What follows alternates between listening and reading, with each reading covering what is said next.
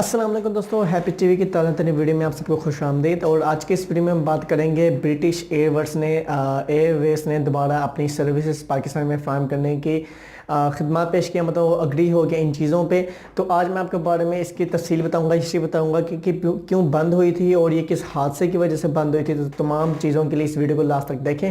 और अगर अभी तक आपने इस यूट्यूब चैनल को सब्सक्राइब नहीं किया तो click on subscribe button with bell notification. तो चलें शुरू करते हैं।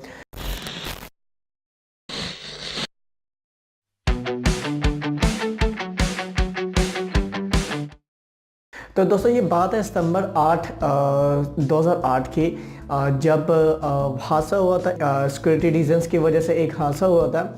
उसके बाद से ब्रिटिश एयरवेज ने अपनी तमाम सर्विसेज यूके टू इस्लामाबाद बंद कर दी थी।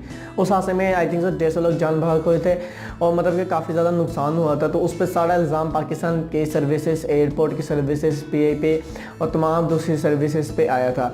तो जिसकी वजह से ब्रिटिश जो एयरवेज हैं उन्होंने फ़ैसला किया कि अब वो पाकिस्तान में कोई भी अपना तैयारा जहाज़ नहीं भेजेंगे। यहाँ पाकिस्तान से वहाँ कोई नहीं आएगा, स्पेशली ब्रिटिश एयरवेज के थ्रू। तो ये तमाम चीज़ें हो रही थी, तो इस पर काफ़ी बहस भी हुई थी। मतलब काफ़ी तमाम खिदमत की गई, मतलब उनको काफ़ी मनाया गया, लेकिन फिर भी उन्होंने कहा कि सिक्योरिटी कंसर्न्स की वजह से हम अभी इस चीज़ को बंद करते हैं। उन्होंने कोई एक स्पेसिफिक टाइम नहीं बताया कि कब हम इस चीज़ को ओपन करेंगे, कब वापस सर्विस देंगे।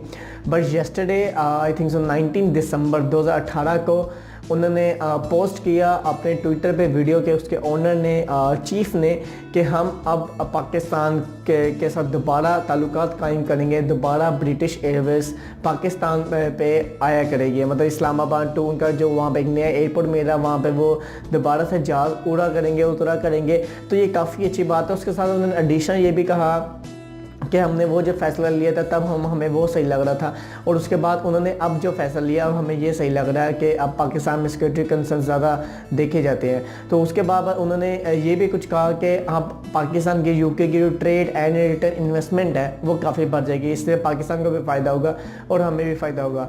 सो इस तमाम इन्फॉर्मेशन से पाकिस्तान की इकनॉमी को ज़बरदस्त फ़ायदा होगा।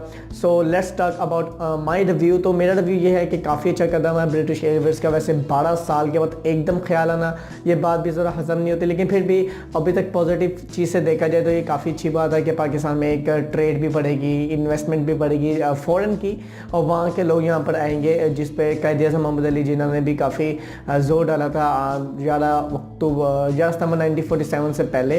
तो मतलब कि बाहर के लोगों को खारजा पॉलिसी में भी है कि उनको हमने खिदमत देनी है उन्होंने हमें। तो तमाम चीज़ें हैं। खैर ये काफ़ी अच्छी खबर है पाकिस्तान के लिए। सो अगर आप समझते हैं ये अच्छी खबर है या इसके नुकसान और फ़वाइद आपको पता हैं तो जल्दी से कमेंट करें, ताकि मुझे भी पता चल सके आप पॉलिटिक्स के बारे में या किसी भी इंफॉर्मेशन के बारे में क्या खबरें रखते हैं। बाकी पाकिस्तान इंडियन जहाँ भी आप रहते हैं, जिंदाबाद, खुदा हाफिज़।